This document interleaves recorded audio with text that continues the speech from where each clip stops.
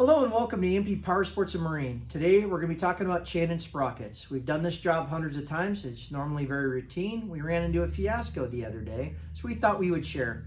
This is why you should only buy your parts from shops that ride and that work on bikes, because they would have caught this. First off, we're going to start with my Rickman today. This is a 1974 Rickman 250 VR. The parts are hard to get. The original countershaft sprocket has a keyway.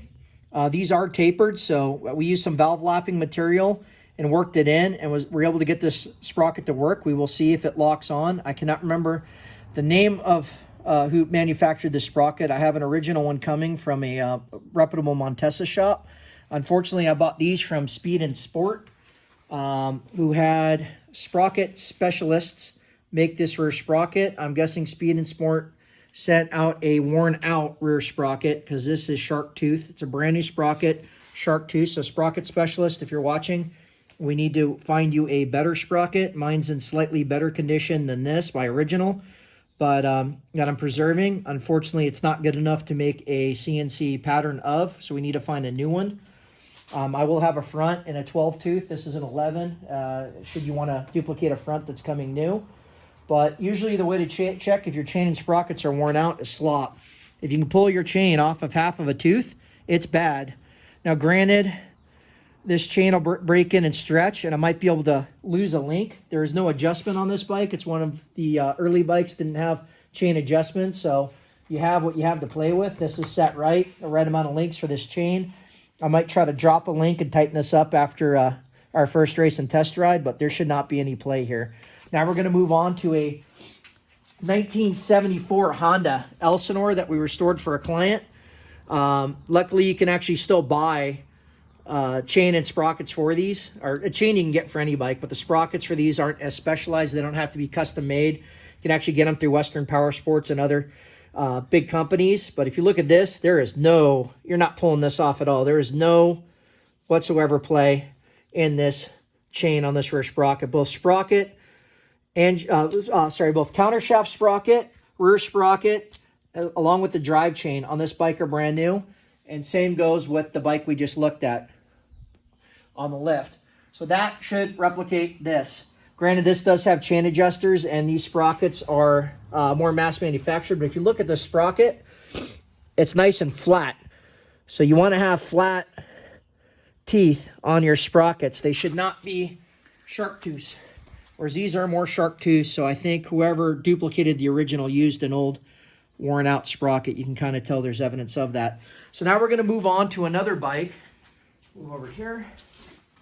We're going to be replacing the chain and sprockets on this bike for the client that bought our 1989 GSXR 1100. He wants the bike to be nice and clean. I do not think this chain and sprockets need to be replaced. It is old, you can tell. The teeth are in good shape on the rear sprocket here. You can't really zoom on the counter shaft. The chain is old and rusted. I cleaned and lubricated it. This would be borderline okay. It'd be fine for a rider, but the client wants the bike to be really nice and shiny. So we're going to replace those anyways. But even though they're old, that being those is good. Another set of old chain and sprockets that are original are on my kid's E50. This is bad. So you can see these are worn.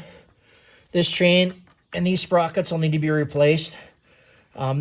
I've seen a lot worse than this. You can still ride like this, but it's getting time for service on these, and I'll do both the chain and sprockets on this bike. And you don't always have to do sprockets when you do a chain. It's advised to replace everything at once, but sometimes you get lucky. This is an ATK 250. The sprockets for these are like the Rickman. My buddy I get parts for is a lot better than who I get things for the Rickman from, so I've never had any issues. But this, put a new chain on here, new drive chain 2 rides ago.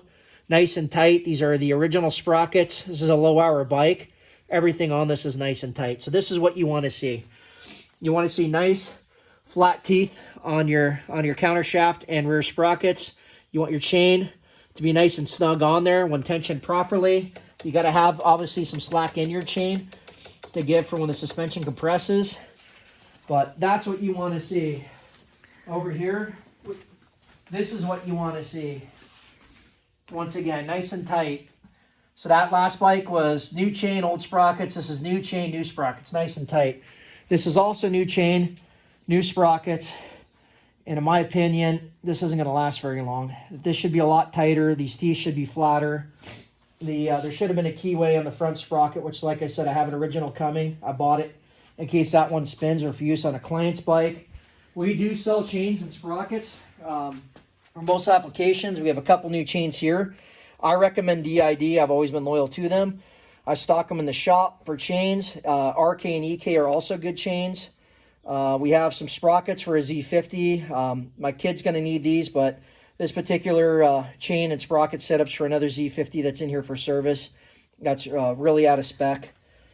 If you have any questions on chain and sprockets or any other technical questions, please feel free to reach out to us at emppowersports.com. You can call us at 208-620-0769. We are a shop that rides, races, works on, and builds bikes.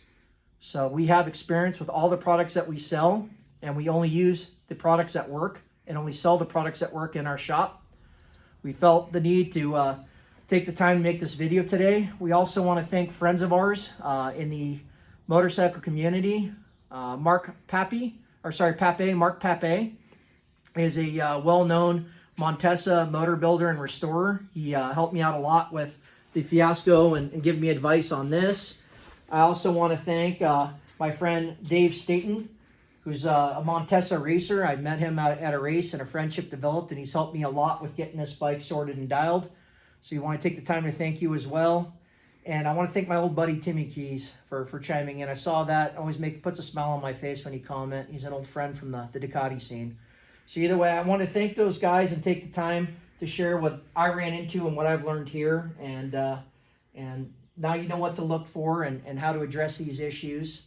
And only buy from guys that ride and guys that build bikes. Thanks for tuning in. Smash that like button, hit the subscribe button, and we'll see you next time.